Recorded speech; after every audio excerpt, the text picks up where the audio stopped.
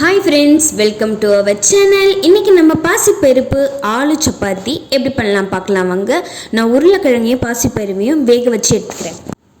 ஒரு கிண்ணம் எடுத்துக்கோங்க. 1 கப் கோதுமை மாவு, 1 கப்பு வேக வச்ச பாசிப்பயிறு, துருவின முள்ளங்கி, 1 வெங்காயம் எடுத்துக்கோங்க, பச்சை மிளகாய் 1 போட்டுக்கோங்க, கொத்தமல்லி கொஞ்சம் தூவிக்கோங்க, வேக வச்ச உருளைக்கிழங்கை இதில் போட்டுக்கோங்க, கொஞ்சமாக கரம் மசாலா, காரப்பொடி, இது எல்லாமே தேவையான அளவு உங்கள் காரத்துக்கு ஏற்ற மாதிரி நம்ம போட்டுக்கலாம். சால்ட்டு கொஞ்சம் ஆட் பண்ணிக்கோங்க.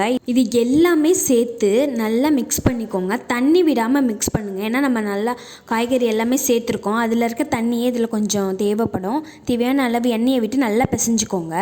சப்பாத்தி மாவை நம்ம உருட்டி தோசைக்கல்லில் போட்டு எடுத்துக்கலாம். நம்ம குட்டி பசங்க முள்ளங்கி, பாசிப்பருப்பு இதையெல்லாம் அப்படியே கொடுத்தா சாப்பிட மாட்டாங்க. ஸோ இது மாதிரி நீங்கள் பண்ணி கொடுங்க. இது ரொம்பவே டேஸ்டியான ஹெல்த்தியான ஃபுட்டு.